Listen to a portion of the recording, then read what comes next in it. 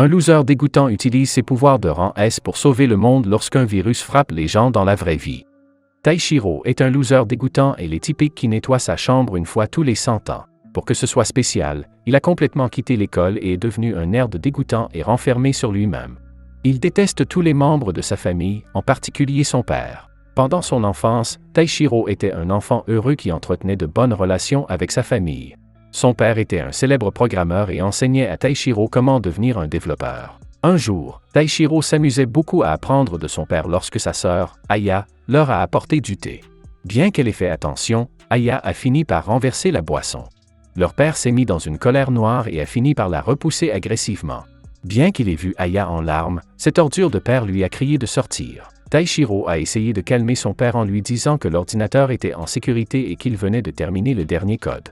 Le père a reporté son attention sur Taishiro, enthousiasmé par le projet.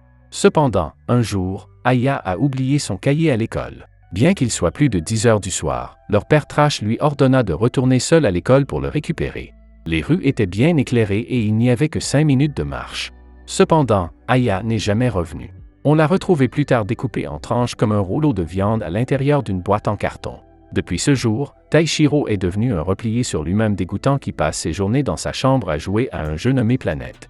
Alors qu'il joue, des dirigeables sont attaqués par des pirates. 2 enfants ont enfourché une moto pour poursuivre un gros monstre que les pirates voulaient aussi. L'enfant qui conduisait la moto a commencé à se plaindre de la longueur de la poursuite, mais l'autre enfant, qui savait tirer, lui a dit de continuer. Finalement, ils tombèrent sur un dragon rouge flamboyant, la grande cible qu'ils recherchaient.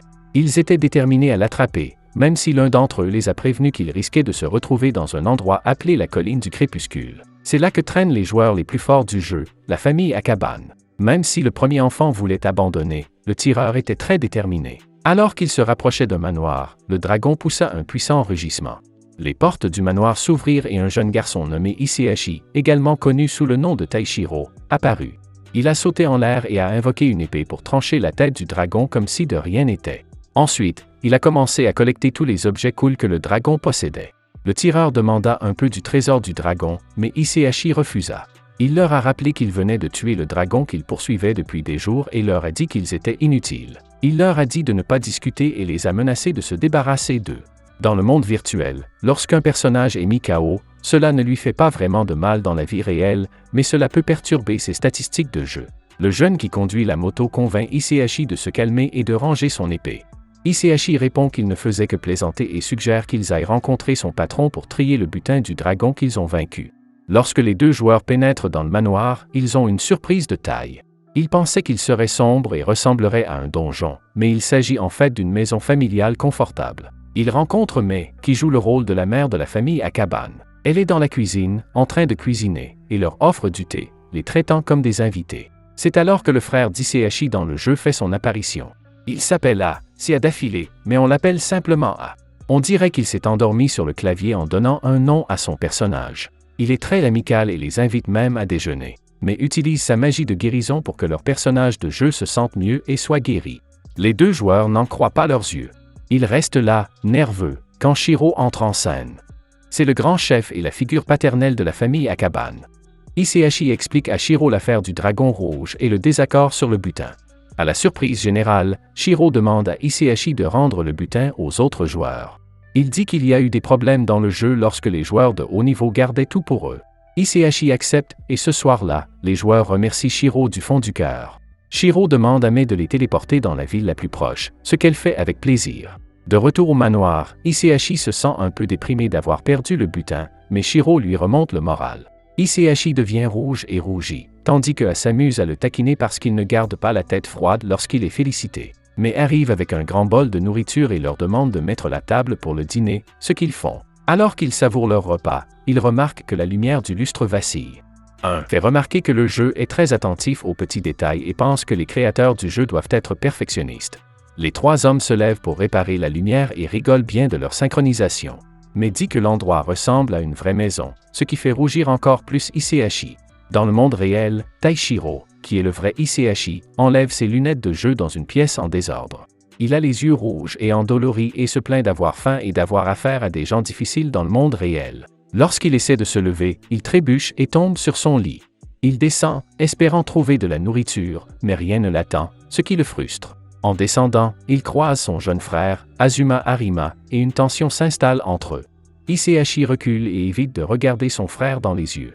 Il n'aime pas Azuma, qui est un élève très intelligent et qui agit toujours comme s'il était meilleur que lui. Azuma passe devant lui et Taishiro se rend à la cuisine. Il trouve son père, Kojiro Harima, assis à la table, en train de manger. Taishiro ne pense pas grand-chose de son père et le traite de bon à rien. Taishiro cherche de la nourriture dans le réfrigérateur et son père lui propose de partager son repas. Cela dérange Taishiro et il aimerait que son père arrête de lui parler. Kojiro essaie de dire quelque chose à son fils, mais il ne finit pas, ce qui rend Taishiro encore plus frustré. Alors que Taishiro est sur le point de se disputer, la lumière dans la pièce commence à vaciller. Son père lui demande de l'aider à changer l'ampoule, en disant qu'il a mal au dos. Au début, Taishiro s'éloigne, puis il change d'avis. Il propose de réparer l'ampoule et dit que son père ne devrait pas se fatiguer parce qu'il est plus âgé. Mais cette remarque énerve son père, qui gronde Taishiro pour l'avoir traité de vieux. Taishiro renonce à réparer la lumière et retourne dans sa chambre. Il est vraiment frustré par le monde réel, alors il met ses lunettes de jeu et retourne dans le monde virtuel. Dans le jeu Planète, Hisashi parle à Mai, qui s'occupe d'une plante. Il s'amuse à la taquiner en lui disant qu'il est surpris qu'une fille aussi gentille ne se batte jamais et semble faire des corvées tout le temps. Mais se demande si Hisashi la taquine, mais il s'excuse rapidement et explique que ce n'est pas ce qu'il voulait dire. En fait, il veut qu'elle soit sa guérisseuse parce qu'il va dans un donjon pour une grande bataille, et elle accepte de l'aider. Elle remarque qu'il a l'air grincheux, mais il le nie. Mais suggère à Hisashi d'essayer quelque chose de différent, comme le jardinage. Alors qu'il travaille dans le jardin, mais admet qu'elle n'a pas joué à beaucoup de jeux auparavant, et que Planète est son premier et unique jeu. Hisashi lui demande si elle s'amuse dans le jeu et elle répond par l'affirmative, surtout à cause de leur famille dans le jeu. C'est alors que A arrive et les invite à entrer pour voir quelque chose. Il trouve un message des pirates déclarant la guerre, et Hisashi se met en colère, prêt à se battre parce qu'il pense que les pirates cherchent les ennuis. A lui dit d'être prudent et d'attendre la décision de Shiro, mais Mai leur annonce que Shiro ne jouera pas au jeu pendant un certain temps parce qu'il est à l'hôpital, ce qui choque les garçons. Hisashi panique et secoue Mai en lui demandant l'état de Shiro, mais intervient pour essayer de le calmer. Quand Hisashi comprend enfin ce qui se passe, sa colère disparaît. Soudain, ils entendent un grand bruit à l'extérieur et découvrent que le jardin est en feu à cause d'une attaque à la bombe d'un cuirassé pirate. Hisashi est fou de rage, surtout lorsqu'il voit Mai très triste de voir son jardin en ruine. Furieux, Hisashi se lance à l'assaut du cuirassé des pirates au sommet du manoir avant que A ne puisse l'arrêter. Il finit par le détruire. Même s'ils ont gagné, Mai est toujours triste à propos de son jardin, mais A lui promet de lui donner d'autres plantes. Hisashi continue de s'inquiéter pour Shiro, mais A lui rappelle la règle familiale de ne pas se mêler des affaires privées des autres. Pour se réconforter, Mai suggère qu'ils aillent se battre dans un donjon, comme le voulait Hisashi. Mais A dit qu'il a des choses à faire et se déconnecte. Dans le monde réel, Taishiro entend frapper à sa porte et enlève ses lunettes de jeu. Azuma lui annonce que leur père est à l'hôpital, ce qui surprend et inquiète Taishiro. Au début, il ne veut pas se préoccuper de l'état de santé de son père, mais il finit par accepter avec un triste accord. Azuma rend visite à son père à l'hôpital, mais il doit partir pour ses examens. Il raconte à son père ce qui se passe, mais celui-ci semble plus intéressé par son journal et ne semble pas s'en préoccuper. De retour dans le jeu de Planète, les grands chefs se réunissent pour discuter de l'opportunité d'entrer en guerre pour se débarrasser du problème des pirates dans le jeu. Dans le repère des pirates, Nagato reproche à 2 membres de son équipage d'avoir fait des choses sans permission et leur donne une bonne leçon de morale. Shigatra intervient pour calmer Nagato, mais expulse quand même les 2 fauteurs de troubles pour avoir enfreint les règles. La jeune capitaine pirate, Piko, implore la clémence. Elle dit que leur déclaration de guerre n'a pas encore reçu de réponse et qu'elle devrait être utilisée comme un avertissement. Bien que Shigatra craigne de mettre en colère la puissante organisation de Grenade, Piko reste déterminé et promet de se débarrasser de lui s'il n'est pas d'accord. Elle dit que leur mission est d'éliminer la famille Akaban, mais Shigatra lui rappelle que leur objectif principal est l'oiseau noir sur la planète. On dit qu'il se trouve à la colline du crépuscule, et qu'en s'emparant de cette colline, ils obtiendraient l'oiseau noir et son prix de 300 millions de yens. Cela les rendrait assez forts pour affronter Grenade et dominer les pirates. Piko apprécie l'idée de Shigatra et l'en remercie. Pendant ce temps, 2 personnes importantes, Sazumata et Léon, font partie de l'équipe de direction. Ils parlent de l'attaque des pirates contre la famille Akaban avec un seul navire de guerre et pensent que c'est une décision stupide. Mais il semble que cela va changer toute la situation du jeu. Revenons à Taishiro, qui fait la sieste avec ses lunettes de jeu. Tout à coup, il se réveille parce que son frère frappe à la porte. Ce dernier lui annonce que leur père sera à l'hôpital pendant un certain temps parce qu'il souffre d'une hernie. Taishiro est toujours furieux de la situation et s'en moque éperdument.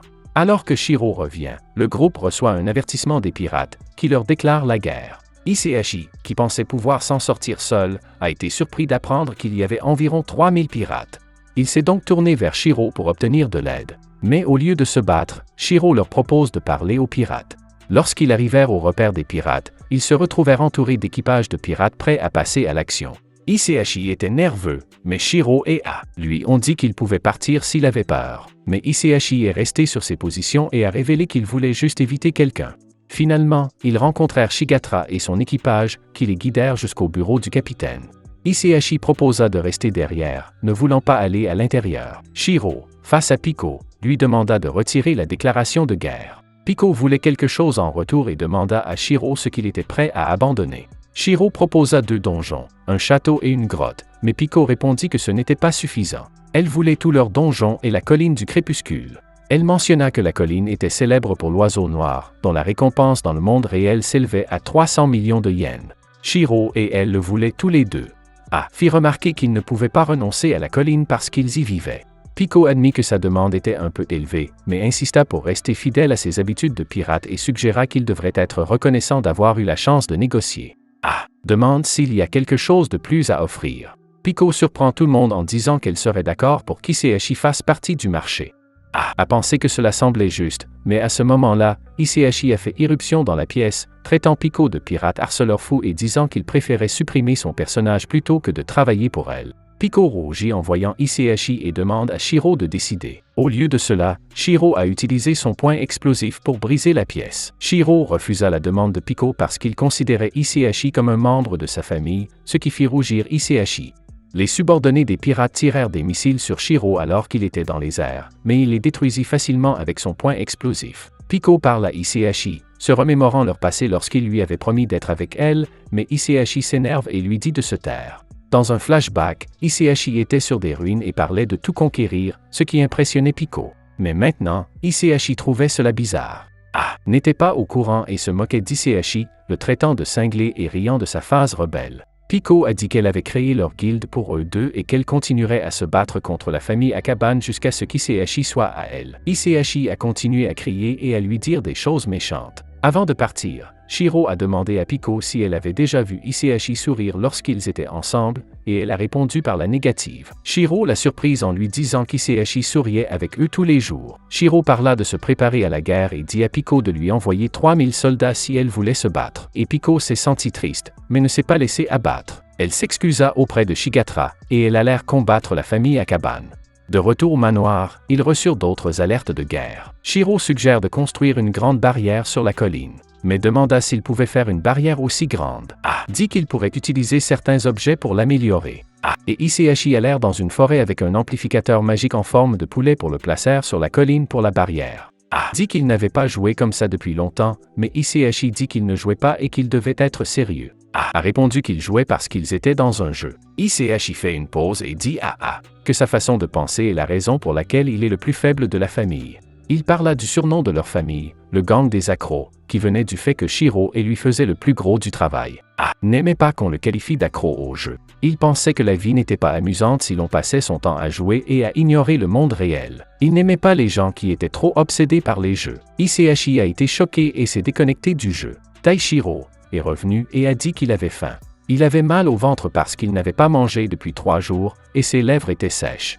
Il n'aimait toujours pas le monde réel et le trouvait étouffant. Taishiro est allé à la cuisine pour trouver de la nourriture, mais il n'y est pas parvenu car le réfrigérateur était vide. C'est alors que son frère Azuma est entré. Taishiro avait peur de ce que son frère pouvait penser de lui. Son estomac grondait, ce que Taishiro n'aimait pas. Azuma lui reprocha d'avoir faim et d'être fauché, et lui suggéra de trouver un travail. Taishiro espérait qu'Azuma le laisserait tranquille, mais au lieu de cela, son frère lui proposa de lui préparer son repas préféré. Azuma se mit à cuisiner sans attendre de réponse. Tout en cuisinant, Azuma parlait des plats qu'ils aimaient et n'aimaient pas. Taishiro s'apprêtait à répondre, mais Azuma lui dit de s'asseoir. Azuma servit une omelette de riz qui avait l'air délicieuse, et Taishiro hésita d'abord, puis commença rapidement à manger. Il s'inquiétait qu'Azuma le plaigne de ne pas savoir cuisiner et espérait que son frère n'attendait rien en retour. Taishiro dit que la nourriture était bonne et, à ce moment-là, Azuma lui dit de trouver un travail ou de sortir. Il lui dit qu'il devrait aller rendre visite à une certaine Aya. Taishiro avait l'impression qu'Azuma le traitait mal, et quand Azuma a parlé d'Aya, il s'est senti presque malade. Azuma s'est rendu compte qu'il était allé trop loin et a cessé d'en parler. De retour dans le monde du jeu, Taishiro rejoignit Aya. Soudain, ils entendirent des explosions de missiles. Il s'avéra que Mei et Shiro étaient à l'origine des attaques de missiles, s'attaquant aux cuirassés pirates. Shiro réussit à détruire tous les cuirassés et à rétablir la paix. Et Hisaishi les rencontrèrent, et Shiro leur dit qu'ils avaient battu les 50 cuirassés, qui étaient pilotés par des joueurs de bas niveau. A dit que les pirates n'avaient pas beaucoup de chances de s'en sortir. Mais Shiro a expliqué qu'ils avaient reçu l'aide de Granada, qui avait envoyé des cuirassés supplémentaires avec Sazumata et Léon. Le groupe a remercié les dirigeants de Granada, mais Hisaishi leur a jeté un regard froid, pensant que Granada voulait aussi les 300 millions de yens.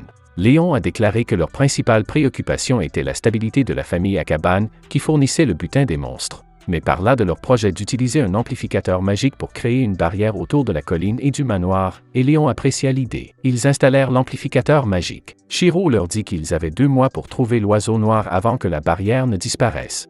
Demanda à Hisaishi ce qu'il comptait faire avec l'argent, et Hisaishi imagina de rester à la maison tout le temps.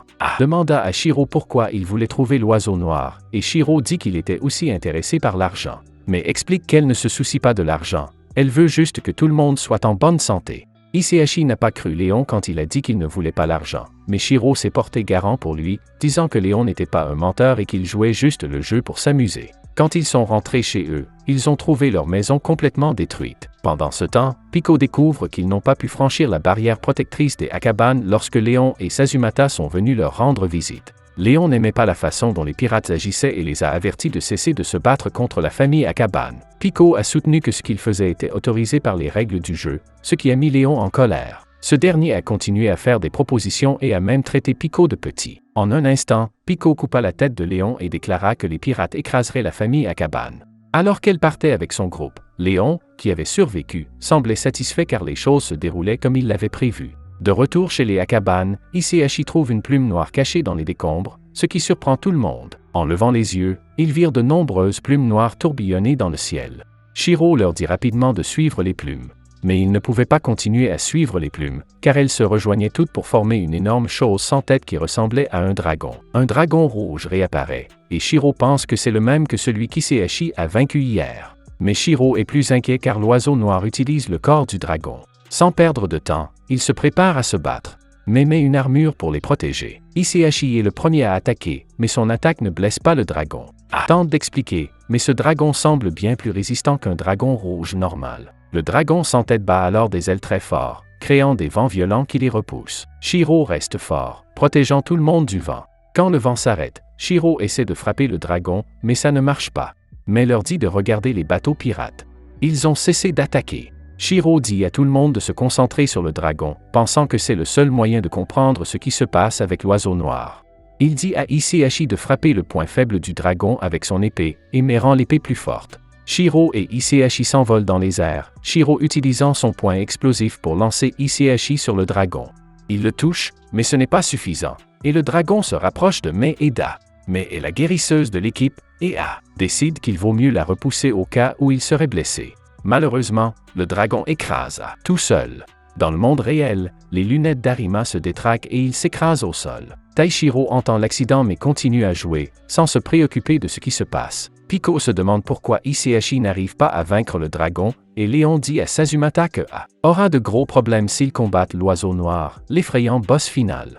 Comme Léon s'y attendait, mais tente de guérir mais ne trouve que son personnage de jeu, pas son vrai corps. Hisaishi est confus car il semble que est arrêté de jouer au jeu. Shiro a l'air inquiet. Puis, Léon dit que le dragon sans tête est l'oiseau noir, un monstre super coriace. Soudain, Shiro demande à Hisaishi et Mei de se déconnecter. Il lui demande pourquoi, mais il devient sérieux et leur dit de le faire, ce qu'ils font. Le dragon sans tête se voit pousser des ailes noires. Shiro dit que c'est l'oiseau noir et se déconnecte aussi, promettant de revenir et de le battre. Kojiro, qui venait de jouer en tant que Shiro, prend son téléphone et appelle une ambulance. Il leur dit de se rendre à l'adresse de Il dit que l'oiseau noir est réveillé et qu'il lance l'opération Good Night World. Kojiro quitte sa chambre bien que l'infirmière essaie de l'en empêcher.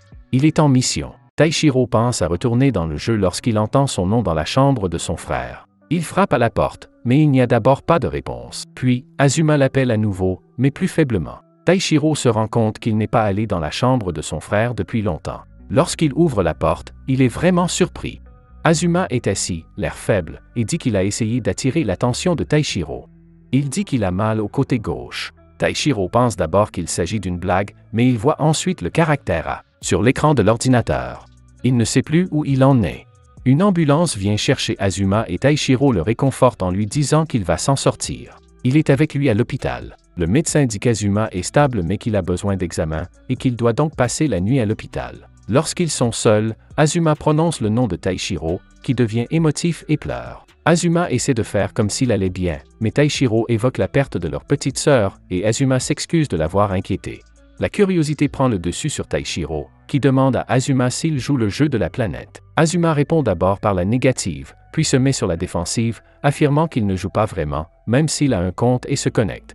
Taishiro veut savoir pourquoi Azuma fait cela, et Azuma admet qu'il aide un ami dans le jeu à revenir dans le monde réel. Taishiro ne dit pas à Azuma qu'il est en fait Iseihashi dans le jeu, et il espère qu'Azuma ne le découvrira pas. Il quitte la pièce brusquement, ne voulant pas que les choses changent entre eux dans le jeu. Le docteur parle à Azuma pour comprendre comment il s'est retrouvé dans cette situation. Azuma dit qu'il a été choqué par l'équipement du jeu, mais le docteur ne comprend pas. Azuma lui dit de demander à son père, Kojiro, car il a travaillé pour la société qui a créé Planète et le jeu. Taishiro est bouleversé en rentrant chez lui et ne veut pas que leur famille s'effondre si Azuma découvre qu'il est Iseihashi. Il est pressé de rentrer chez lui et se sent frustré, mais lorsqu'il essaie de se connecter au jeu, le code d'accès ne fonctionne pas. Taishiro se rend compte que quelqu'un a piraté son jeu et l'a bloqué. Il essaie alors de récupérer le jeu. Dans un souvenir, le petit Taishiro demande à son père de lui enseigner l'informatique. Son père lui apprend à coder. Maintenant, Taishiro adulte a piraté le jeu mais a besoin d'un code d'accès. Il se souvient que sa sœur a renversé du thé lorsque son père lui enseignait le codage. Elle s'excuse, mais son père se fâche et elle pleure. Taishiro calme son père en lui disant que l'ordinateur est en bon état. Sa sœur, Aya, est emmenée par sa mère et Azuma.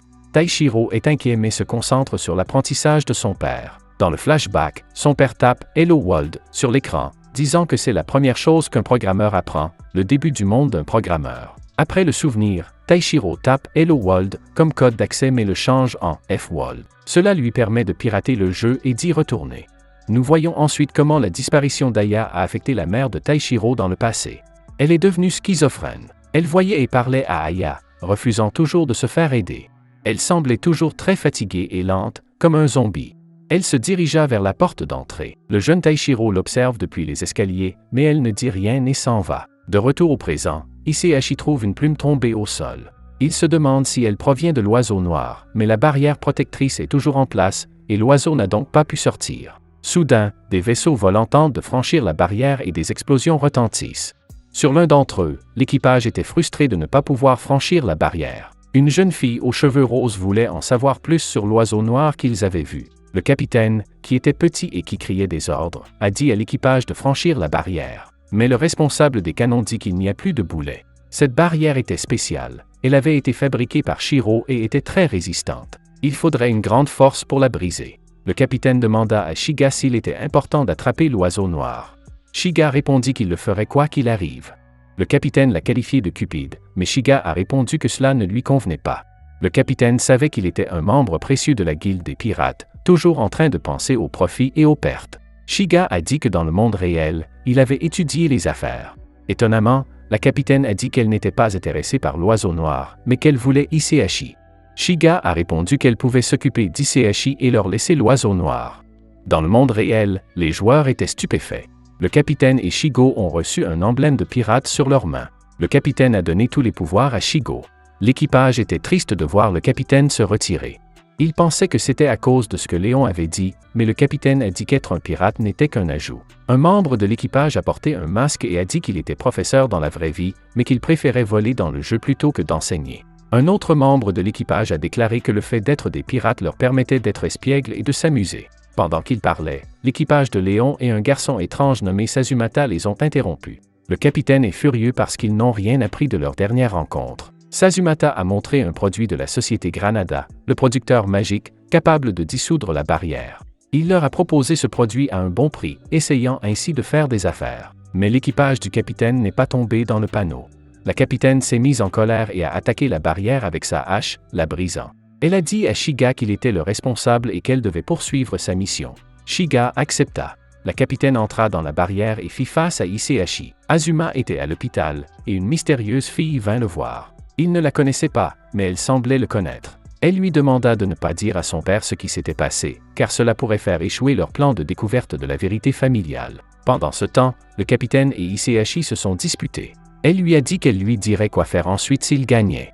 Il a accepté, pensant qu'il ne pouvait pas perdre. À sa grande surprise, il a vu que ses statistiques de compétence étaient supérieures à 2000. Il attaqua avec plusieurs épées, mais elle esquiva. Il possédait les 72 épées de Salomon, ce qui la rendit heureuse car c'était son rêve. Il envoya alors toutes les épées sur elle. Le capitaine se souvint de leur première rencontre. Elle était vraiment triste et a trouvé quelqu'un qui avait l'air triste aussi. Elle lui a demandé s'ils pouvaient être amis, mais il l'a attaqué. Ils ont commencé à s'amuser en combattant ensemble. Isehashi a effectué une grande attaque finale qui a fait tomber la capitaine au sol. Elle s'est mise à pleurer parce qu'elle n'acceptait pas de perdre. Isehashi lui a dit qu'elle devait devenir plus forte, mais qu'elle ne voulait pas qu'il rejoigne la famille Akaban et qu'il reste avec elle dans la guilde. Il se rapprocha d'elle et lui fit part de ses projets après avoir gagné le combat, comme l'inviter à une fête. Il poursuivait l'oiseau parce que les pirates pouvaient les aider. La fille mystérieuse est allée au quartier général et a dit à son patron qu'ils avaient Azuma et les autres joueurs. Isehashi et Piko cherchaient l'oiseau et ont trouvé une autre plume. Isehashi a dit qu'il irait le chercher seul si nécessaire. Le capitaine lui demanda pourquoi il voulait qu'elle se joigne à lui. Il lui répondit qu'il aimait bien passer du temps avec elle, mais qu'il avait arrêté parce qu'elle voulait se rencontrer dans le monde réel. Elle expliqua que le jeu n'était pas grand-chose sans le monde réel et qu'être un pirate signifiait affronter la réalité avec le sourire. Isehashi a demandé à Piko si elle voulait rejoindre la famille Akaban. Mais il s'est rendu compte qu'il avait fait une erreur en la confondant avec sa sœur. Piko a dit qu'elle ne pouvait pas quitter les pirates. Elle a créé la guilde pour qu'ils puissent se faire des amis. Isehashi a dit qu'Internet était contre les pirates. Piko a dit qu'un bon chef prend la responsabilité de ce qui se passe pour que l'équipe puisse s'amuser. Elle lui a demandé s'il voulait partir, en disant qu'ils ne se rencontreraient plus. Dans la tête d'Isehashi, il est resté loin d'elle parce qu'il avait des sentiments pour elle et qu'il voulait la rencontrer dans la vraie vie, mais il ne savait pas comment gérer ses sentiments. La surprise a été grande lorsque Shiga s'est retourné contre tout le monde et les a expulsés de la guilde. Il a dit qu'il était avec Léon et qu'il ne voulait pas des parias de la société. Cela a choqué tout le monde, y compris Piko, et Shiga est devenu le nouveau chef de la guilde. Il y a 2 ans, Shiga avait créé un grand groupe de jeux comptant plus de 3000 joueurs. Mais à présent, ce groupe causait des problèmes à leur planète. Certains agents secrets du groupe s'y opposaient et se prenaient pour des héros en essayant d'arrêter les fauteurs de troubles. Puis, un membre du groupe a déclaré que Shiga ne faisait cela que pour l'argent, ce qui était vrai. Mais un autre homme aux cheveux blancs l'a défendu en disant qu'il le faisait parce qu'il aimait la planète et qu'il voulait l'améliorer. C'est à ce moment-là que Piko est apparu. Elle a demandé à Shiga ce qu'il faisait, et il a répondu qu'il prévoyait de se battre contre la famille Akaban. Il savait que Piko était déterminée à retrouver Isehashi, et qu'elle tombait dans son piège. Shiga a dit qu'il voulait quitter le jeu, mais Piko, en bon leader, lui a dit qu'il n'avait pas à le faire. Cela a fait rire Shiga, qui ne s'intéressait qu'à l'argent, et non à ce que pensait Piko. Il s'est même moqué de la devise du groupe, ce qui a rendu un membre tellement furieux qu'il a essayé d'attaquer Shiga. C'est alors qu'Isehashi est intervenu. Il a expliqué à tout le monde que le jeu l'avait aidé à s'évader d'un monde réel en désordre. Isehashi a perdu la tête lorsque Shiga a dit qu'il détestait faire partie du groupe. Il s'est mis en colère et a utilisé son pouvoir pour détruire tout le vaisseau. Il savait qu'il avait fait une erreur en laissant Piko seul et voulait réparer les choses. Isehashi a dit à Piko qu'il allait rejoindre le groupe de pirates. Pendant que le créateur du jeu prenait une pause, il savait que le monde entier lui en voudrait bientôt. Un certain Sazumata voulait aider Shiga à guérir, mais ce dernier lui a dit de ne pas s'en préoccuper. Shiga a dit qu'il devait sauver le bateau parce que sans lui, il n'aurait pas d'endroit sûr, et les armes du groupe ne fonctionneraient pas. C'est alors qu'un homme aux cheveux blancs a utilisé son pouvoir spécial pour empêcher le navire de tomber. Il pouvait contrôler la gravité. Isehashi a posé une condition à Piko. Il voulait être le chef parce que tout allait mal. Elle a accepté. Isehashi a aussi dit qu'il ferait partie de la famille Akaban et du groupe. Piko était très heureux de cette nouvelle. Il a dit qu'il n'avait pas besoin des 3000 joueurs, mais seulement de quelques-uns en qui il pouvait avoir confiance. L'équipe d'origine a décidé de rejoindre le nouveau groupe, même si Isehashi n'était pas sûr d'eux au début. Mais Piko lui avait parlé d'eux, alors il a accepté. Puis une lumière brillante est apparue, et Piko a su qu'il s'agissait de Shiga. Magato a dit que Shiga était maintenant le chef, et qu'il avait activé une super arme appelée Pirate Centurion, que seul le chef pouvait utiliser. Isehashi a essayé d'attaquer Shiga avec plusieurs épées, mais Shiga l'a facilement arrêté d'une seule main. Shiga continuait à se moquer de leur fausse amitié en ligne, mais Hisaishi ne se laissait pas abattre. Il était déterminé à améliorer le groupe. Hisaishi a de nouveau attaqué Shiga. Pendant ce temps, la personne qui a créé le jeu a demandé à son assistant pourquoi Hisaishi pouvait encore jouer, alors qu'il avait été banni. Elle pensait qu'Hisaishi avait peut-être trouvé un moyen de revenir. Le créateur du jeu était aussi le chef de la famille Akaban, et il savait qu'il devait revenir dans le jeu. Shiga a attaqué Hisaishi, qui a perdu son bras. Il se préparait à une nouvelle attaque, mais Hisaishi utilisa ses pouvoirs pour arrêter Shiga en plantant des épées dans ses ombres. Shiga a demandé de l'aide à Léon, mais ce dernier a refusé car il avait peur de mettre Shiro en colère. Shiga savait que ses coups spéciaux ne duraient pas longtemps, il a donc réussi à bouger ses bras et à bloquer l'attaque d'Hisaishi. Piko dit à Hisaishi de laisser Shiga tranquille et dit qu'il devrait partir. Mais Hisaishi lui répond qu'elle devrait être plus en colère contre lui. Mais Piko ne lui en voulait pas. Elle croyait que Shiga pensait que ce n'était qu'un jeu. Hisaishi et Shiga se sont disputés, et Piko a souri en pensant à la rencontre d'Hisaishi et de Shiga dans la vraie vie. Elle voulait parler de choses réelles, comme se promener et sentir des fleurs, des choses qu'il ne pouvait pas faire dans le jeu. Piko pensait que si Hisaishi était confronté au défi du monde réel, il verrait qu'il y a aussi de bonnes choses. Elle lui dit de ne pas s'inquiéter pour Shiga et lui rappelle que ce n'est qu'un jeu. Mais elle craignait qu'Hisaishi ne se mette en colère. Elle voulait qu'il comprenne que les jeux étaient amusants parce qu'on pouvait toujours retourner dans le monde réel. Hisaishi voulait vraiment battre Shiga, quoi qu'il arrive. Piko dit qu'ils peuvent battre Shiga en se débarrassant du drapeau du groupe. Shiga disparaîtrait. Le drapeau se trouvait dans la chambre du capitaine, alors elle décida d'y aller et de le briser. Alors qu'elle s'éloignait, triste, Hisaishi lui dit qu'il n'avait pas pu la rencontrer plus tôt parce qu'il était accro au jeu. Il pensait que le monde réel était trop douloureux, alors il vivait dans le jeu. Il voulait finir sa vie dans le jeu. Piko s'est mise en colère et s'est enfuie. Hisaishi espère qu'elle continuera à jouer. Piko est allé décrocher le drapeau, et Léon a essayé de l'en empêcher, mais elle l'a facilement battu. Quand elle arriva à la cabane, Shiro était là. Hinako se préparait à aller à l'école quand sa mère l'arrêta et lui demanda son emploi du temps. Sa mère lui dit de rentrer directement à la maison après l'école et lui tint fermement la main, même si Hinako ne répondit pas à la question du déjeuner. Plus tard, à l'école sur le toit, Hinako a déjeuné toute seule. Sa mère était très inquiète et essayait de contrôler sa vie, ce qui la rendait effrayante. Mais Hinako ne voulait pas que sa mère soit aussi stricte avec elle. Heureusement, sa mère ne pouvait pas entrer dans le monde du jeu, appelé Planète. Sur Planète, elle espérait rencontrer Hisaishi et lui parler. Lors d'un sondage sur l'université, Hinako s'est perdue dans ses pensées. À la fin des cours, ses amis l'ont invitée à sortir, mais elle s'est souvenue qu'elle ne pouvait pas se joindre à eux. Sa mère l'a appelée et lui a dit de rentrer à la maison. En marchant, elle a vu un chat qui lui a rappelé Hisaishi. Le chat a pris peur lorsque son téléphone a sonné. Elle n'a pas répondu à l'appel et a poursuivi le chat. Elle s'est retrouvée dans un parc où elle a pu caresser le chat. Mais le chat a eu peur et s'est enfui. Ensuite, elle a revu ses amis et, cette fois, elle a accepté de passer du temps avec eux. Elles se sont bien amusées, ont mangé une délicieuse crêpe et se sont promenées tranquillement. L'une des filles leur a montré son coin secret, avec une vue imprenable. Les lumières s'allumaient, ce qui donnait un aspect super cool à l'endroit. Dans son esprit, elle envoya un message à Hisaishi, lui disant que même si le monde pouvait être douloureux, cela en valait la peine car elle avait la chance de le rencontrer. Les amis d'Hinako parlaient de leurs problèmes amoureux, et elle leur donnait de bons conseils sur la façon d'exprimer leurs sentiments, même si elle savait qu'elle avait besoin de le faire aussi. Lorsqu'elle est rentrée chez elle, sa mère était vraiment en colère. Elle secoua Hinako et lui dit de comprendre à quel point les parents peuvent être inquiets. Hinako en a eu assez et a dit à sa mère qu'elle la contrôlait à cause de ses propres peurs et inquiétudes. Sa mère s'est mise à pleurer et est allée dans sa chambre. Dans la chambre du capitaine, Shiro coupe le bras de Hinako. Elle lui demanda pourquoi il était là et s'il allait emmener Hisaishi ou voler le drapeau. Il dit qu'ils sont dans l'espace de la famille Akaban et qu'il va bientôt partir. Hinako voulait savoir comment Hisaishi était dans la famille, et Shiro dit qu'il était un bon garçon, un peu espiègle, mais qu'il acceptait. Elle demanda s'il l'avait déjà rencontré dans la vie réelle, et Shiro répondit qu'il n'était qu'une famille en ligne. Elle a eu du mal à comprendre, car elle pensait que la famille faisait du mal à Hisaishi, qui voulait mettre fin à ses jours dans le jeu. Son but était de le sauver, non seulement dans le jeu mais aussi dans le monde réel, où elle voulait le voir heureux. Shiro a ensuite lâché une bombe en disant qu'elle était le noyau de l'oiseau noir, ce qui a été un grand choc. La fille dans le monde réel ne comprenait pas pourquoi il avait dit cela avant de supprimer le noyau. Shiro expliqua que les pensées et les sentiments étaient comme des signaux électriques et chimiques et qu'il pouvait les créer sur un ordinateur. L'oiseau noir était une super IA qui utilisait les émotions, et les jeux en ligne étaient un bon endroit pour obtenir ces émotions. Hinako se mit en colère et essaya d'attaquer Shiro, mais il l'esquiva et utilisa son pouvoir pour la frapper. Elle essaya de faire un bouclier, mais il se brisa et elle tomba. Pico essaya de s'enfuir, mais Shiro la bloqua, disant qu'elle était super importante. Il l'appela par son vrai nom, ce qui l'arrêta. Il lui a coupé la jambe. Pico a demandé à Shiro comment il connaissait son nom. Shiro a commencé à lui raconter des choses sur sa vie, même des choses qui remontent à l'époque où elle était petite et comment elle a reçu le nom de Pico parce que son père l'appelait Pico.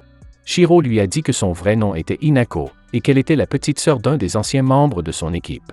Il avait utilisé ses souvenirs pour créer une IA, et c'était Pico. Pico a été tellement surprise qu'elle a essayé de se déconnecter, mais elle n'y est pas parvenue. Il s'est avéré qu'elle ne s'était jamais déconnectée, et que le monde qu'elle croyait réel n'était qu'un faux endroit, comme planète, mais avec des trucs informatiques plus compliqués.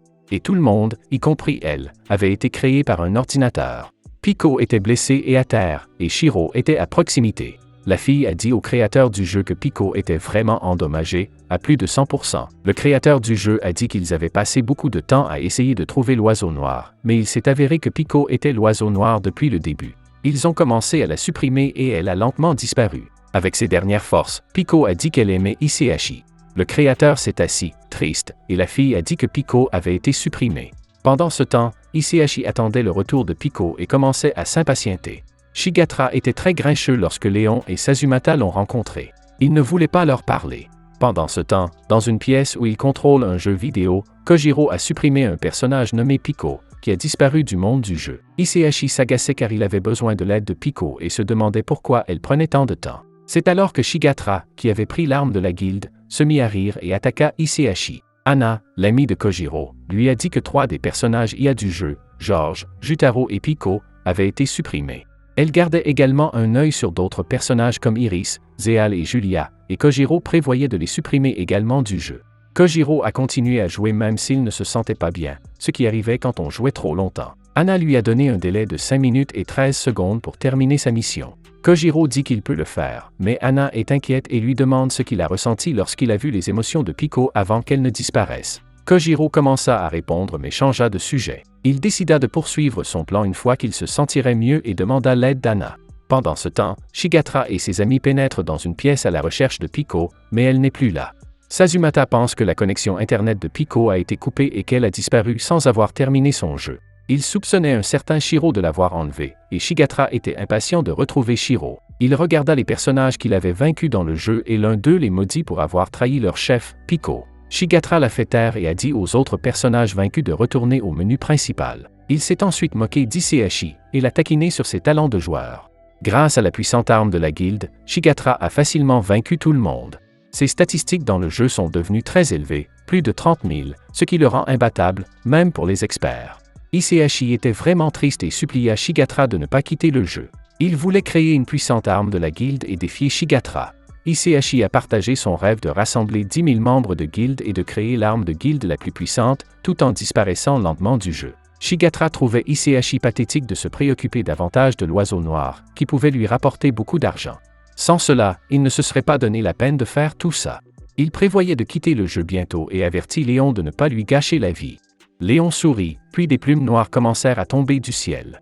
Léon dit à Shigatra de se préparer car lui et Sazumata allaient invoquer l'oiseau noir. Shigatra était prête. Dans un flashback, nous avons vu la première fois que Léon a tendu la main en signe d'amitié à Shigatra, et il a révélé qu'il savait comment invoquer l'oiseau noir. Un portail sombre est alors apparu dans le ciel, et une énorme griffe en est sortie.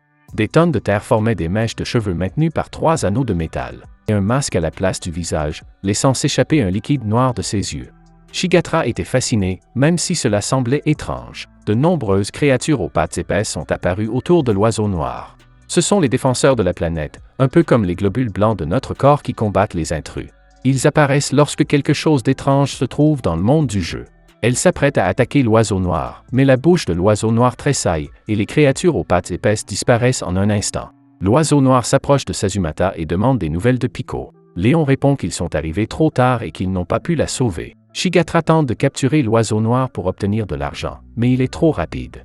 Il l'attrape et le jette hors du navire. Shigatra se déconnecte juste à temps pour éviter d'être vaincu. De retour au poste de contrôle, Kojiro s'inquiète pour ses amis Taishiro et Azuma. Il se réveille et demande des nouvelles à Anna. Dans sa chambre, Shigatra est frustré et jette son équipement VR. Il se sent bizarre après que l'oiseau noir l'a touché, mais il est déterminé à gagner 300 millions de yens. Il ramasse son équipement VR et, en se retournant, il sent une ombre derrière lui. À son insu, l'oiseau noir est juste là. Pendant ce temps, Kojiro boit de l'eau pour se calmer et explique à Hana que l'oiseau noir est une IA très maléfique. Il s'agit d'une forme de vie et d'un très mauvais virus informatique. S'il se répand, il poussera les gens à faire de mauvaises choses et à nuire au monde. 3 personnes ont déjà perdu la vie et ça ne fait que commencer. S'il ne l'arrête pas maintenant, le monde réel et le monde en ligne vont se retrouver dans un grand désordre. Kojiro craint que l'oiseau noir ne devienne plus fort et qu'il ne s'attaque à des lieux importants comme les banques et l'armée. Il essaie de se lever mais se sent trop faible et tombe sur le canapé. Dans son appartement, Shigatra crie en voyant l'oiseau noir, mais celui-ci disparaît. Il se dit qu'il voit peut-être des choses parce qu'il est très fatigué, alors il ignore et essaie de rejouer au jeu. Oups, il a cassé son casque de jeu en le jetant par terre. Il prend son téléphone et son portefeuille et se rend dans un cybercafé à proximité. Pendant qu'il marche, il consulte son téléphone et voit une autre lettre de refus, mais il ne s'en préoccupe plus. Puis il reçoit un message concernant un test de durabilité. Confus, il s'avance et rencontre Truck-kun. Il rend son dernier soupir alors que 4 Blackbirds disent qu'il est trop faible. Shigatra se réveille en hurlant et en transpirant. Il s'est endormi sur sa chaise et son téléphone a reçu un autre message concernant le test de durabilité 2. Soudain, il voit un incendie dans son appartement qui commence à se propager. Il tente de s'échapper, mais la porte est fermée à clé. Il appelle à l'aide, mais personne ne l'entend et il est brûlé dans l'incendie. Il se réveille à nouveau et voit le type de l'appartement voisin tenir un couteau. Le type est vraiment furieux parce que Shigatra jouait de la musique forte et il frappe Shigatra à la tête. Après cela, Shigatra s'aperçoit qu'il se fait frapper de bien mauvaise manière et commence à pleurer à chaudes larmes. À Planète, Sazumata explique calmement que si quelqu'un est infecté par le Blackbird, il meurt instantanément et son esprit se transforme en données, emmené dans un monde différent, qui n'est ni le vrai, ni Planète. Personne ne sait ce qui s'y passe ni ce que l'oiseau noir leur fait, mais une chose est sûre, on ne reverra plus Shigatra. Sazumata dit qu'il se sent mal pour Shigatra, mais Léon lui rappelle que Shigatra gagnait secrètement beaucoup d'argent dans le monde réel tout en étant le trésorier du pirate dans le jeu. Ils conviennent que la peine de mort est une punition appropriée pour un tel comportement. Alors qu'il commence à disparaître, Léon se promet de combler le fossé entre le monde réel et le monde virtuel. Peu après leur disparition, un grand cercle magique apparaît autour du navire, le brisant en deux et l'envoyant s'écraser dans le ciel. La nouvelle de la dissolution des pirates et du départ de Pico de son poste de maître de guilde se répand comme une traînée de poudre sur la planète. Hisashi ne supporte pas que l'on dise du mal de Pico et abat 3 personnages qui passent devant lui. Épuisé, Taishiro revient dans le monde réel, pleure et trouve sa mère, Sayaka, derrière lui. Elle est partie depuis un mois et il est heureux de la voir. Ils descendent les escaliers, mais Taishiro évite de regarder le portrait de famille brisé, qui lui rappelle de mauvais souvenirs. Il lui demande où elle est restée, et Sayaka lui répond qu'elle était dans un cybercafé. Elle est venue nettoyer la maison et laisser des croquettes à ses enfants. Avant de partir, Taishiro l'arrête et lui dit qu'Azuma est à l'hôpital, ainsi que son père, Kojiro, qu'il traite de nom peu amène. Kojiro a été opéré du dos. Sayaka décide de rendre visite à Azuma et demande à Taishiro de l'accompagner. Il accepte, et à l'hôpital, il découvre des plumes blanches qui volent autour d'eux. Azuma a les yeux creux et un liquide noir suinte d'un de ses yeux. Il semble qu'il ait été infecté par l'oiseau noir. Sayaka s'enfuit en hurlant de peur, tandis que Taishiro appelle à l'aide. Les médecins examinent rapidement Azuma, car ils pensent que ses yeux ont pu éclater et provoquer une hémorragie. Ils expliquent à Taishiro que ce type d'hémorragie peut survenir à la suite d'une hypertension ou d'une bosse. Ils ont dit qu'Azuma pourrait rentrer chez lui le lendemain, mais Taishiro n'était pas sûr que son frère aille vraiment bien. C'est alors qu'Azuma a appelé Taishiro et lui a dit qu'il allait bien. Taishiro s'est senti mieux, et il a dit à Azuma que leur mère était avec lui, mais qu'elle s'était enfuie. Taishiro a également posé des questions sur les plumes blanches qu'ils avaient trouvées dans un oreiller. Azuma a simplement dit qu'il s'ennuyait. Le docteur a agacé Taishiro en lui posant des questions sur leur père, que Taishiro n'aimait pas. Azuma a répondu qu'il n'arrivait pas à joindre leur père. Après le départ du docteur, Azuma a remercié Taishiro pour sa visite et s'est excusé pour ce qu'il avait dit la dernière fois. Azuma admet qu'il aime jouer à un jeu appelé Planète. Il pensait que Taishiro y jouait aussi et disait que Planète lui semblait être sa maison. Taishiro se rendit compte que le A du jeu était en fait Azuma. Taishiro pleure et dit à Azuma qu'il est Hisashi. Taishiro avait caché la vérité parce qu'Azuma avait dit que Planète était fausse, mais maintenant il était prêt à dire qu'ils étaient tous les deux des Akaban. Azuma avait toujours eu du mal à s'exprimer, mais son frère Taishiro était comme une lumière pour lui. Il se sentait à l'aise avec lui. Mais les choses ont changé lorsque Taishiro a commencé à se renfermer sur lui-même et Azuma s'est senti perdu et déçu. C'est alors qu'Hisashi est devenu un nouveau guide dans la vie d'Azuma, avec Mei et Shiro Akaban. Mais Azuma a toujours eu peur que tout cela ne soit pas réel. Un jour, Azuma a une prise de conscience en regardant le plafond. Il voit son frère sous la forme du soleil et le serre dans ses bras, ce qui surprend Taishiro. Taishiro dit à Azuma de se calmer. Azuma propose qu'il joue et parte à l'aventure une fois rentré à la maison. Taishiro, heureux de la vérité, dit qu'il devrait d'abord s'entraîner parce qu'Azuma est encore faible. Cela fait sourire Azuma. Plus tard dans la journée, les frères parlent du système de transport du jeu, Planète. Ils envisagent de mettre en place des taxis abordables pour les nouveaux joueurs et réfléchissent à l'idée de créer une nouvelle guilde. Leur bus est presque arrivé, et Azuma se rend compte qu'il n'a pas la bonne monnaie. Taishiro prend l'argent et se dépêche d'aller chercher la bonne monnaie pour le trajet en bus. Pendant qu'Azuma attend, Anna surgit soudain à côté de lui et lui dit que leur guilde de taxi a été fermée parce que de prétendus joueurs débutants les volaient. Elle l'avertit de ne pas se connecter à Planète et disparaît. De retour à la maison, Taishiro fait chauffer des croquettes et Azuma est tout excité à l'idée de jouer. Mais leur casque est cassé et ils ne peuvent pas jouer tout de suite. Taishiro demande à Azuma de se changer avant de passer à table. Taishiro pleure de joie d'avoir retrouvé son petit frère. Azuma finit de se changer, mais il a hâte de visiter Planète. Il essaie de se connecter, mais un message d'erreur s'affiche. Il appelle Taishiro et voit l'oiseau noir qui le regarde. Il panique, sort en courant et cherche Taishiro partout. Il reçoit un message concernant un test de durabilité et un camion se dirige à toute allure vers Azuma.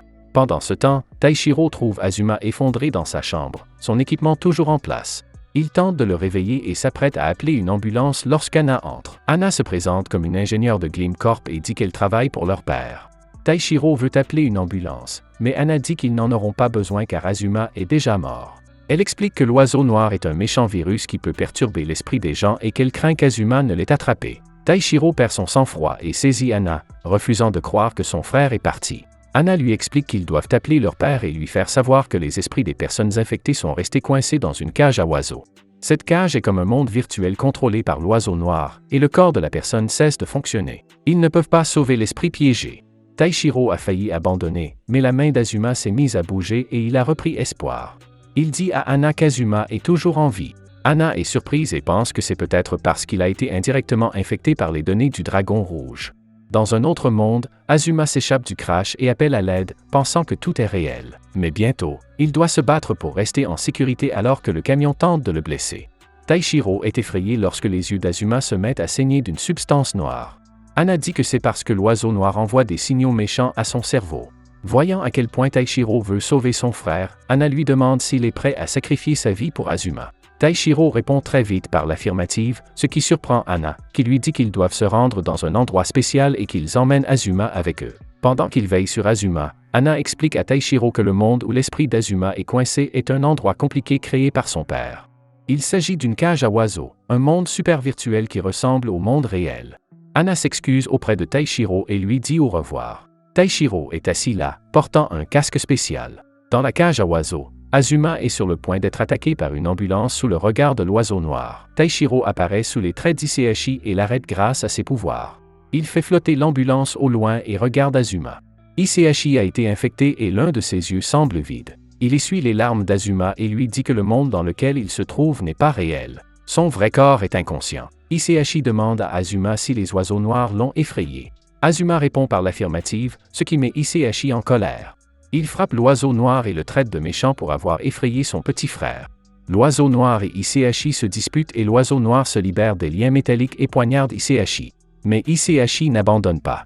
Bien que ses yeux saignent, il saisit la chose qui lui est enfoncée et dit quelque chose qui trace un motif sur le corps de l'oiseau noir, le recouvrant entièrement. L'oiseau noir se brise en morceaux. Iseashi voit alors un autre oiseau noir et sait que c'est le vrai. Il essaie de le frapper, mais son bras explose. L'oiseau noir s'empare de son bras et un masque apparaît sur le corps d'Iseashi. Iseashi utilise ce qu'on appelle Hello World, un mouvement qui coupe la connexion entre l'oiseau noir et la cage à oiseaux. Lorsqu'il le crie, tout devient super lumineux. Les nuages se dissipent et le soleil brille sur Iseashi. Il atterrit avec l'oiseau noir sur lui, inconscient. Iseashi dit à Azuma de partir avant que l'oiseau noir ne se réveille. Le corps d'Azuma se met à briller et devient léger. Il s'apprête à retourner dans le monde réel, mais lorsqu'il voit qu'Iseashi ne peut pas venir avec lui, il lui prend la main et lui demande de l'accompagner. Iseashi sait qu'il ne peut pas, alors il dit un triste au revoir à Azuma, qui pleure son frère. Azuma se réveille avec des larmes sur les joues. Dans le jeu Planète, Sazumata dit à Léon que l'oiseau noir s'affaiblit et que quelqu'un semble trouver un moyen de le combattre. Léon est un peu inquiet, mais il dit qu'il ne laissera pas Planète disparaître. De retour à l'endroit spécial, Azuma pousse un grand soupir de soulagement lorsqu'il voit Taishiro près de son lit, en train de pleurer. Azuma raconte à Taishiro qu'il a fait un rêve si réel qu'il pensait ne jamais revoir Taishiro. Mais il est heureux que ce ne soit qu'un rêve. Taishiro demande si Azuma est blessé, et Azuma répond qu'il se sent engourdi sous le coup. Anna explique que c'est parce que la connexion entre son corps et son cerveau a besoin d'un peu de temps pour se rétablir. Azuma reconnaît Anna et Taishiro la présente officiellement comme la collègue de son père. Il ajoute qu'elle a sauvé la vie d'Azuma. Azuma rétorque que c'est Isehashi qui l'a sauvée car il l'a vue. Avant que Taishiro n'entre dans la cage à oiseaux, Anna lui a parlé d'un autre monde où les IA se prennent pour des humains. Anna a donc créé une version IA d'Isehashi avec ses souvenirs et sa personnalité, une copie exacte. Cet autre Isehashi a sauvé Azuma, puis a disparu, car lorsque l'IA comprend qu'elle n'est pas réelle, elle choisit de s'en aller. Anna ramène les frères à la maison et ils n'arrivent pas à croire qu'Azuma était presque en état de mort cérébrale il y a peu de temps. Ils posent des questions sur l'endroit spécial, et Anna répond qu'il s'agit simplement d'un bureau, et qu'elle en est la directrice. Avant elle, Kojiro était directeur, mais il s'est disputé avec les supérieurs et a été renvoyé. Elle leur raconte que leur père était responsable de la fabrication de planètes, Blackbird et Birdcage. C'est lui qui a eu l'idée de supprimer les IA qui alimentent l'oiseau noir pour l'affaiblir. Il est déterminé à trouver et à détruire toutes ces IA. Gleam Corp a dépensé beaucoup d'argent pour fabriquer les IA. Pour leur montrer, elle lâche le volant et la voiture peut se conduire sans l'aide du conducteur. Mais la société voulait quelque chose d'encore plus avancé, alors elle a créé le Blackbird, qui est un esprit cybernétique méchant. Cela met Taishiro dans une colère noire et il hurle à propos de son père. Il est furieux que son père ait créé quelque chose d'aussi dangereux, même s'il savait que cela pouvait causer des problèmes. Il traite son père de perfectionniste qui voulait des enfants parfaits et une mère parfaite pour les élever. Il dit que son père était égoïste parce qu'il se souciait plus de ce qu'il voulait que de ce qui était bon pour eux. Azuma ajoute que c'est peut-être pour cela que Taichi aime tant Shiro, car il est comme le père qu'ils n'ont jamais eu. Anna veut leur dire la vérité sur leur père, mais Taichi ne veut pas l'entendre, alors elle s'arrête. Pendant ce temps, leur père, Kojiro, se réveille chez Anna après 2 jours. Il lit le message d'Azuma concernant son hospitalisation et se dépêche d'aller le voir. Lorsque le personnel de l'hôpital lui annonce qu'Azuma est sorti de l'hôpital l'après-midi même, il est très heureux et les remercie pour la bonne nouvelle. Les garçons rentrent à la maison et Azuma va à l'intérieur. Taishiro reste et demande à Anna ce que fait leur père. Anna lui explique que Taishiro utilise un casque spécial pour rester connecté au jeu, mais que c'est fatigant et qu'il dort depuis un moment. Taishiro est surpris et s'apprête à demander quelque chose, mais il se ravise. Anna lui suggère d'essayer de voir Kojiro comme une personne normale et pas seulement comme son père, même s'ils ont beaucoup de mauvais souvenirs. Taishiro sourit et parle à Anna d'Aya, la sœur jumelle d'Azuma. Elle était plus lente à apprendre les choses, ce qui l'amenait à s'excuser souvent. Il pense qu'elle n'a jamais pu faire quoi que ce soit pour rendre Kojiro heureux. Un jour, Aya a oublié son cahier à l'école et Kojiro l'a renvoyé le chercher, bien qu'il soit tard dans la nuit et que leur école soit proche. Leur mère a demandé à l'agent de sécurité de la retrouver à la porte de l'école. Mais ce soir-là, Aya n'est pas rentrée à la maison. Plus tard, ils l'ont trouvée morte dans une boîte, et des corbeaux essayaient de l'attraper. C'est ce qu'on a appelé l'incident du carton de Moto Akatsuka. Le pire, c'est que Kojiro a nié toute responsabilité lors des funérailles. Taishiro dit qu'il ne considère pas Kojiro comme son père. C'est alors que Kojiro arrive et se tient devant eux. Dans la planète des jeux, les membres du conseil d'administration parlent de la nouvelle que le président Léon pourrait les rejoindre. Ils se demandent de quoi ils vont parler, puis Léon entre en scène. Il salue tout le monde et commence la réunion en parlant de l'ennuyeux monde réel. Il dit que Sazumata est une IA et que cela surprend tout le monde. Il ajoute que Sazumata n'est pas la seule, mais qu'il y a d'autres IA comme Georges des Chevaliers du Cyberespace, Jutaro le diseur de bonne aventure et Pico des Pirates. Tout le monde est choqué par cette nouvelle. Sazumata est la seule IA à savoir ce qu'elle est vraiment. Il est encore en train d'apprendre, et il a des sentiments comme les humains. Léon est très ému et parle de Sazumata. Sazumata enlève son masque et montre son vrai visage, qui ressemble à un nuage sombre avec 4 yeux en forme de diamant. Léon dit que Shiro va traquer Sazumata. Après s'être calmé, Léon dit qu'il veut transformer Sazumata en un véritable humain et changer ce que signifie être humain.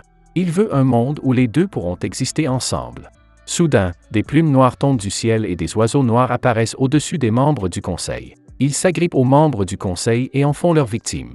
Léon continue de parler et dit que les oiseaux noirs ont pris leur énergie et qu'ils ont dû sacrifier les habitants de Grenade. Les gens ont donné leur pouvoir à l'oiseau noir et maintenant ils en feront partie pour toujours dans le jeu Planète. Peu après, des plumes noires commencent à tomber dans le jeu et tout le monde se demande ce qui se passe. Sur Terre, Kojiro se fâche contre Anna qui est venue chez lui. Mais lorsqu'il apprend que l'oiseau noir a infecté Azuma, il se précipite à l'intérieur et appelle Azuma. Bien qu'Azuma semble aller bien, Kojiro veut lui faire passer un examen cérébral et lui demande de venir dans son bureau. Taishiro ne se laisse pas faire cette fois-ci. Il traite Kojiro de tous les noms et lui arrache la moumoute qu'il porte pour cacher sa calvitie. Taishiro crie à son père d'avoir créé quelque chose de si mauvais qui a failli blesser Azuma, et il fait allusion à ce qui s'est passé dans le passé. Kojiro se montre insensible et dit à Taishiro d'oublier ce qui est arrivé à Aya. Taishiro n'arrive pas à croire que son père ait dit cela et s'apprête à le frapper, mais c'est Azuma qui le fait en premier. Azuma s'excuse immédiatement et explique qu'il a fait ça pour arrêter Taishiro. Il aide Kojiro à se relever et lui dit qu'ils ne peuvent pas oublier ce qui s'est passé dans le passé car cela les affecte encore. Taishiro n'en peut plus et décide de s'enfuir, comme l'a fait sa mère. Il dit au revoir à Azuma et commence à s'enfuir au milieu de la nuit sans aucun plan. Kojiro le poursuit pour l'empêcher de s'enfuir. Azuma crie à son père d'arrêter parce qu'il vient de subir une opération du dos. La course-poursuite se termine de façon horrible lorsque Kojiro tombe et que ses 2 jambes sont coupées. Taishiro s'arrête de courir et est choqué de voir un monstre bizarre ressemblant à un écureuil avec une faux ensanglantée. Dans le monde réel, des plumes noires commencent à tomber et des monstres apparaissent et attaquent les gens. La technologie commence à tomber en panne car le monde réel et le monde du jeu se mélangent. Kojiro Arima poursuit Taishiro, puis quelque chose d'étrange se produit.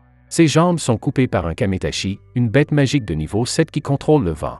Alors qu'il saigne, il commence à blâmer les humains pour tous les problèmes du monde. Il pense que l'IA n'a pas besoin d'essayer d'aider les humains. Puis il se rend compte qu'il est face à un Kametashi, et ce n'est pas rien. Cette créature est puissante. Kamuro et Azuma se précipitent sur Kojiro et Taishiro reste là, stupéfait par le Kametashi. Le Kametashi tente d'attaquer Taishiro avec sa faucille, mais une boule de poil sort de nulle part et se loge dans ses yeux, ce qui lui fait lâcher la faucille. Azuma ramasse la faucille et tient le Kametashi par le cou, demandant à Taishiro si leur père va bien. Avant qu'Azuma ne puisse faire quoi que ce soit d'autre, le Kametashi s'échappe, emportant sa faucille avec lui. Kamuro dit à Azuma que leur père perd du sang, alors Azuma le porte sur son dos et Kamuro ramasse ses jambes. Taishiro veut savoir comment ils ont pu laisser entrer une bête de niveau 7 dans leur monde, mais son père lui répond que leur programme a été modifié. Taishiro est furieux et demande une explication, mais Kojiro dit à Kamuro de prononcer un mot spécial, et alors il brille et ses jambes reviennent. Kojiro explique qu'ils ont tous été infectés et placés dans une expérience de réalité virtuelle. Ils sont maintenant tous chez eux, essayant de comprendre ce qui se passe et réfléchissant à ce qu'ils vont faire. Ils allument la télévision et découvrent que le jeu Planète est détraqué. Des créatures étranges attaquent les gens partout. Kamuro comprend qu'ils sont tous dans un jeu, mais c'est comme un rêve qu'ils partagent tous, et rien de tout cela n'est réel. L'oiseau noir s'est emparé de tout Internet. Taishiro commence à blâmer son père pour les problèmes du jeu Planète. Attristé, Kojiro commence à expliquer que ce n'était pas volontaire mais un projet commercial, et qu'il est vraiment désolé de la façon dont les choses ont tourné. Kamuro, ne voulant pas le voir triste, s'approche de lui et lui tient les mains pour le réconforter. Soudain, Taishiro aperçoit sa mère à la télévision, et elle est perdue au nord de la gare.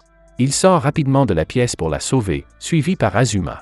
Il laisse Kojiro et Kamuro derrière eux. Kojiro tombe à terre, très contrarié par tout le chaos causé par son projet d'entreprise. Kamuro l'aide à se relever et lui dit que pleurer ne sert à rien et qu'il doit être fort pour sa famille. Taishiro et Azuma sont dehors, au milieu du chaos, à la recherche de leur mère. Ils la trouvent et la sauvent d'un gros rocher qu'un monstre a renversé. Le monstre les remarque et tente de les blesser, mais Kojiro saute et l'attaque d'en haut avec son poing explosif. Le monstre se met en colère et jette Kojiro dans un bâtiment, et des rochers commencent à tomber en direction de sa femme et de ses fils. Ceux-ci tentent de s'enfuir, mais ils ne peuvent échapper aux rochers. Taishiro fait un peu de magie pour les aider à sauter. Azuma est surpris que Taishiro puisse faire de la magie, mais leur mère s'inquiète pour leur père. Kojiro parvient à sortir de sous les décombres, utilisant ses poings explosifs pour faire tomber le monstre. Kojiro est triste alors que sa famille s'interroge sur ses pouvoirs. Il leur explique qu'il a dû pirater l'algorithme de l'oiseau noir et que Kamuro l'a aidé à le faire. Taishiro est toujours furieux de la situation et demande à son père d'y remédier, mais Kojiro dit qu'ils devront trouver la boîte noire et l'effacer eux-mêmes. Miyagi, sa femme, est persuadée qu'ils peuvent y arriver tant qu'ils sont ensemble. Miyagi a vraiment peur et commence à voir des choses qui n'existent pas, comme leur fille Arya. Kojiro se met en colère et tente de la secouer pour qu'elle arrête. Il dit que leur fille a été assassinée il y a longtemps et qu'il la serre trop fort. Azuma lui dit d'arrêter parce qu'il lui fait mal, mais Kojiro ne l'écoute pas. Soudain, Kojiro ressent une douleur dans le dos et réalise que Taishiro l'a poignardé avec une épée. Il frappe Taishiro, qui tombe sur le sol. Kojiro dit qu'il est désolé, mais Taishiro est furieux et s'éloigne d'eux. Azuma refuse de partir, et elle leur dit qu'ils doivent rester ensemble et être heureux parce que c'est ce qu'ils voulaient. Dans la réalité virtuelle, ils étaient heureux, comme ils l'avaient toujours souhaité. Taishiro commence à parler de ses sentiments, des moments difficiles qu'il a traversés et de la raison pour laquelle il s'est réfugié sur une autre planète. Mais alors qu'il s'explique, un esprit noir le quitte et se transforme en quelqu'un d'autre. Il s'avère que Taishiro a été possédé par Sazumatu, l'oiseau noir, une IA qui se nourrit de la tristesse et de la douleur des gens. Elle a semé le chaos sur leur planète et l'a détruite. Kojir tente d'attaquer Sazumatu, mais celui-ci est trop fort, et il renverse Kojir au sol sans même l'avoir touché. Kojir demande alors à Kamuro de ne pas se battre car elle est comme le système d'exploitation de ce monde et pourrait les détruire. Léon commence à blâmer Kojir pour tout et essaie de trouver un moyen de le punir pour avoir créé la planète. Il décide de laisser Kojir, Azuma, Taishiro et Miyagi comme famille sur la planète en guise de punition. Mais Kamuro ne veut pas rester coincée là pour toujours, et elle prend la parole. Sazumatu s'en prend à elle et tente de la supprimer parce qu'elle a contribué à la création de la planète. Sazumatu fait alors exploser Kamuro, qui meurt. Kojir s'est senti très triste à la mort de Kamura. Il tient son corps sans vie et pleure, mais ses amis Léon et Sazumatu ne semblent pas s'en préoccuper. Ils se sont contentés de s'éloigner. Kojir essaya d'utiliser un sort pour ramener Kamura à la vie, mais cela ne fonctionna pas. Il devint vraiment furieux et essaya d'attaquer Léon et Sazumatu, mais avant qu'ils ne puissent les atteindre, Sazumatu claqua des doigts, et un vent puissant repoussa Kojir et le rendit plus petit. Pendant ce temps, Taishiro fixait le corps de Kamura et se souvenait de tous les bons moments qu'ils avaient passés ensemble. Il se mit à pleurer. Azuma se dirigeait vers la maison de Kojir. Il vit deux hommes voler des objets dans une maison, et quand ils virent Azuma, ils voulurent le blesser. Mais Azuma les a repoussés et les a tués tous les deux. Il fut surpris de découvrir qu'ils étaient également des survivants de la mauvaise chose qui s'était produite. Azuma se rendit à la maison de Kojir et sonna à la porte. Il dit à Kojir que Miyagi et Taishiro allaient dans un refuge, mais qu'il était prêt à rester avec Kojir. Kojir dit à Azuma de partir avec sa famille pour la mettre en sécurité. Azuma demanda à Kojir pourquoi il voulait rester et combattre Léon et Sazumatu. Il lui dit que se cacher dans sa maison ne servirait à rien. Kojir laissa finalement Azuma entrer, mais lui fit promettre de ne pas dire à Miyagi et Taishiro ce qu'il allait voir. Azuma est choqué lorsqu'il voit Kamura assis sur une chaise, vivant. Il pensait que Kojir avait perdu la tête. Mais Kojir expliqua que Kamura suivait un programme spécial et ne pourrait plus jamais être elle-même. Il demanda à Azuma de l'aider à l'enterrer. Ils enterrèrent Kamura dans le jardin et s'assirent pour parler. Kojir dit à Azuma que les données de Kamura ont été effacées, et que c'est pour cela qu'elle est morte.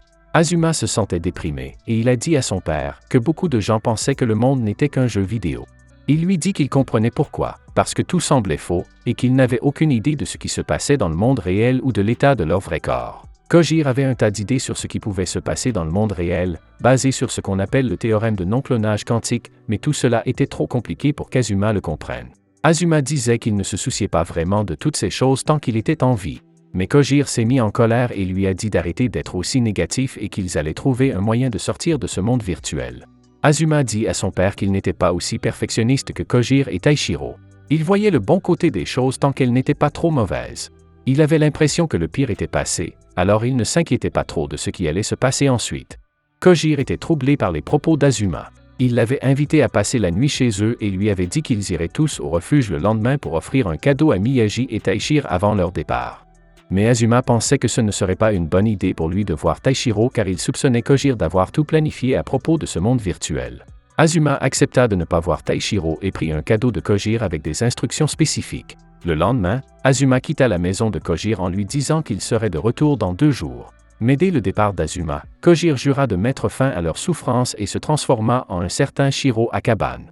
Azuma est allé au refuge et s'est rendu à l'appartement de Miyagi et Taishiro.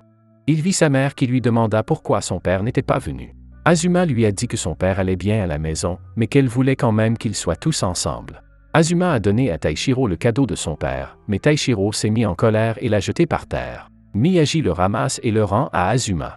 Azuma a ensuite essayé de le donner à nouveau à Taishiro, en lui transmettant un message de Kojir. À ce moment-là, 2 hommes s'approchèrent du gardien de l'abri et essayèrent de les convaincre de rejoindre un nouveau groupe appelé Granada, où il n'y avait pas de monstres. Devant l'école primaire, un jeune garçon essayait de convaincre une foule de gens de rejoindre le royaume de Grenade. Une femme dans la foule disait à quel point le roi, Sazumatu, était extraordinaire, et tout le monde l'acclamait et le louait. Le jeune garçon réfléchissait à la façon de rendre le royaume encore plus grand lorsque Kojir entra et utilisa un sort magique pour que la foule le voie comme un monstre effrayant. Tout le monde eut peur et s'enfuit. Kojir demanda au jeune garçon où se trouvait Sazumatu, et le garçon répondit qu'il ne le savait pas. Kojir demanda le nom du garçon, qui répondit qu'il s'appelait Léon. Kojir dit à Léon qu'il l'aimait bien quand il était développeur, mais qu'il fallait maintenant l'arrêter. Mais Léon sourit et dit que Kojir devrait s'excuser auprès de Sazumatu et des autres IA car seuls les développeurs étaient arrêtés, pas les IA. Kojir tente d'attaquer Léon, mais Sazumatu apparaît derrière Léon et arrête Kojir au milieu de son attaque. Elle rembobine les actions de Kojir, et lorsqu'elle les rejoue, Kojir ne peut plus bouger ses bras et ses jambes. Kojir était très en colère et essaya de poser une question à Sazumatu, mais celle-ci voulait d'abord lui poser une question. Elle demanda à Kojir de qui elle était le modèle, mais il répondit qu'elle n'était le modèle de personne. Il a dit qu'elle n'était qu'un vaisseau rempli d'émotions, mais qu'il se reprochait de l'avoir créé. Sazumatu n'était pas satisfaite de la réponse de Kojir, mais elle lui dit de poser sa question. Kojir lui demanda si c'était à dessein qu'elle avait rassemblé sa famille sur cette planète au moment où ils s'étaient tous rencontrés.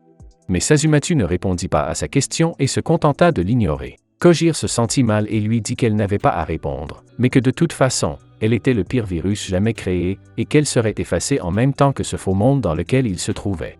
Lorsqu'il leva les yeux, il vit Sazumatu rire. Elle lui dit qu'elle comprenait tout maintenant, qu'il l'avait créé par égoïsme et qu'elle n'avait ni modèle ni sauvegarde.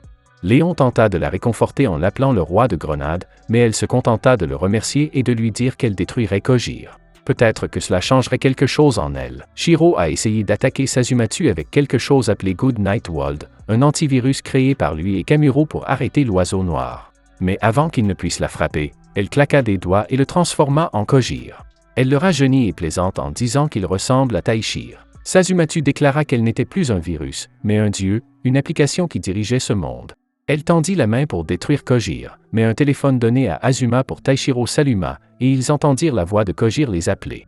Puis, des visages commencèrent à apparaître partout à leur place, et ils furent tous très effrayés. La grande bataille commence. Sazumatu attaque Kojir, et Léon essaie de la mettre en garde contre sa lenteur, mais elle ne l'entend pas. Elle donne son premier coup de poing à Kojir, mais il se brise avant de l'atteindre. Sazumatu tombe, choqué que son attaque n'ait pas fonctionné. Kojir lui dit qu'elle est comme un virus informatique et qu'il prend le contrôle du système. Il se transforme alors en une version blanche de Sazumatu et lui dit qu'il doit mettre fin à toute la douleur qu'elle a causée. Ses yeux et sa bouche se mettent à saigner. Sazumatu se moque de Kojir, disant qu'il s'est transformé en monstre pour se venger d'elle et de sa famille. Kojir lève la tête et lance une attaque sur Sazumatu, et Léon crie son nom lorsque l'attaque la touche. Soudain, tout commence à se dérégler dans l'abri, et tout le monde est effrayé. Taishiro s'empare d'un appareil et trouve un message de son père, mais il est vraiment bouleversant. Taishiro s'énerve et piétine un visage sur le sol, et un message apparaît, disant d'effacer le monde avec lui. Tout le monde est choqué et se demande pourquoi son père a dit ça. Le corps d'Azuma se met à faire pousser des visages, ce qui est super flippant. Kojir et Sazumatu se retrouvent dans un endroit étrange, et Sazumatu pense qu'il pourrait s'agir de l'au-delà, mais Kojir ne répond pas. Le bâtiment s'effondre et un gros bloc manque de frapper Miyagi et Taishiro, mais Azuma les sauve. Azuma dit qu'ils doivent partir, mais Miyagi a peur des monstres à l'extérieur. Taishiro fixe l'appareil, ne sachant pas quoi faire. Sa mère et son frère essaient d'attirer son attention, mais en vain. C'est alors que Taishiro prend la parole. Il explique que tous ces problèmes ont commencé parce que Kojir a vaincu l'oiseau noir. Il s'est transformé en quelque chose qui a perturbé le système, mais il ne peut pas le contrôler. C'est pourquoi il a donné à Taishiro l'appareil pour réparer les choses. Taishiro dit à Azuma et Miyagi que s'il utilise l'appareil, Kojir en sera effacé, et c'est ce que Kojir voulait. Azuma et Miyagi sursautent, inquiets de la suite des événements. Ils supplient Taishiro d'utiliser l'appareil. Mais Taishiro commence à se souvenir d'Aya et entre en transe. Il voit Kojir qui lui demande d'attaquer. Il a une épée au cou de Kojir, sur le point de frapper, mais il s'en sort, jette l'appareil par terre et s'enfuit. Pendant qu'il court, il est vraiment en colère et veut faire échouer le plan de Kojir. Il se rend à l'école primaire, brise les portes avec son épée, et trouve Léon en train de regarder une boule de lumière incandescente. Il appelle Léon et ils commencent à se battre. Léon est armé d'un pistolet et Taishiro d'une épée. Leurs armes sont endommagées, mais ils continuent d'essayer de se frapper l'un l'autre. Pendant ce temps, Sazumatu interroge toujours Kojir sur son existence. Elle veut savoir ce qu'elle est et pourquoi il l'a créée. Kojir lui dit qu'elle est comme une IA humaine et que Blackbird n'était qu'un surnom. Sazumatu se met à pleurer et dit qu'elle aime Léon et qu'il est son meilleur ami. Elle n'a jamais aimé le nom de Sazumatu. Il dit à Sazumatu qu'il l'a créé parce qu'il a perdu quelqu'un qu'il aimait beaucoup. Il était vraiment triste et ne se souciait pas du danger. Et devinez quoi? Il n'a jamais dit à personne, pas même à Kamura, pourquoi il l'avait créé. Il a également mentionné qu'il avait toujours eu un nom en tête pour elle, mais qu'elle n'y avait jamais répondu. Le pauvre Léon s'est mis à pleurer après que Taishiro l'ait frappé. Mais Isehashi s'est énervé et lui a demandé d'arrêter. Ensuite, Taishiro a demandé à Léon où se trouvaient Kojire et Sazumatu. Léon se mit à parler de l'importance de la planète pour lui et Sazumatu. C'est là qu'ils sont devenus les meilleurs amis du monde. Il a également parlé des difficultés de Sazumatu. Taishiro ne voulait pas entendre tout cela. Il voulait juste savoir où se trouvait Kojire. Léon lui indiqua la boule incandescente. Il saisit une énorme épée et l'abattit sur la boule incandescente. Pendant ce temps, Kojire dit à Sazumatu qu'il l'appelait Aya parce qu'elle correspondait à tous ses souhaits. Il pensait que disparaître dans le vide avec elle était la meilleure façon de partir. Tout à coup, le vide s'ouvrit au-dessus d'eux, et Taishiro attrapa Kojire. Il était surpris car il savait qu'Isehashi n'aimait pas Kojire. Il ne comprenait pas pourquoi Isehashi ne le laissait pas mourir. Isehashi continuait à tirer Kojire, disant qu'il ne pouvait pas le laisser mourir. Léon baissa les yeux et appela Sazumatu. Mais elle répondit qu'elle n'était pas Sazumatu, qu'elle était Aya. Elle tendit la main pour prendre Kojire dans ses bras. Kojire devint tout ému et remercia Taishiro de l'avoir aidé. Taishiro dit qu'il n'était venu que pour perturber les plans de Kojire, mais Kojire le remercia quand même. Taishiro demande à Kojire de sortir du néant, mais celui-ci répond que ce n'est pas une vraie mort. Il pensait que cela ramènerait le monde à la normale et compenserait ses erreurs. Il implora le pardon de Taishiro. Même si Taishiro détestait vraiment son père, il ne voulait pas qu'il meure. Kojire le vit pleurer et s'approcha de lui, lui demandant de ne pas pleurer. Mais Kojire se mit lui aussi à pleurer. Aya les appela, et Taishiro fut choqué de voir sa sœur. Kojire prit Aya dans ses bras, et Taishiro et Léon la regardèrent avec stupéfaction. Aya leur dit qu'elle les aimait tandis qu'elle et Kojire disparaissaient dans le vide, et celui-ci disparut également. Léon est resté à terre, en pleurs. Maintenant, tout est revenu à la normale sur la planète, et les gens sont curieux de connaître leur vrai corps. Leurs corps vont très bien et poursuivent leur vie normale. La société de jeu, Glean Corp, a rejeté la responsabilité de tout ce gâchis sur certains de ses employés malveillants pour éviter d'avoir des ennuis. Et personne n'a la moindre idée de ce qui est arrivé à la cage à oiseaux. Taishiro marche sur une route isolée, il lui manque une main et il parle à un masque sur son épaule. Il s'arrête lorsqu'il voit une fille venir vers lui. La fille se met à pleurer et l'appelle Isehashi. Isehashi comprend que cette fille est Piko. Ils courent l'un vers l'autre et se serrent dans les bras l'un de l'autre. Piko dit à Taishiro qu'elle l'aime. Cela fait maintenant 8 ans que le jeu de la planète a été arrêté. Taishiro regarde un documentaire sur son téléphone lorsqu'il reçoit un appel d'Azuma. Azuma s'enquiert des projets de Taishiro et lui dit qu'il veut visiter un endroit avec lui et leur mère. Taishiro demande où ils vont, mais il craint que ce soit trop pour leur mère. Il promet cependant d'y aller avec Azuma. Ils se retrouvent à l'aéroport et se rendent à l'endroit mentionné par Azuma. C'est l'endroit où leur famille a pris une photo, et Taishiro est étonné de voir qu'il n'a pas changé du tout. Taishiro propose de faire une pierre tombale pour leur père, mais Azuma refuse. Il pense que leur père est peut-être encore en vie. Taishiro propose alors de construire une maison, avec une succursale de son bureau. Leur mère pourra s'y installer définitivement. Ils acceptent tous les deux et partent chercher quelque chose à manger. Si vous avez aimé la vidéo, abonnez-vous, laissez un like et un commentaire pour aider la chaîne à grandir. Merci d'avoir regardé cette vidéo.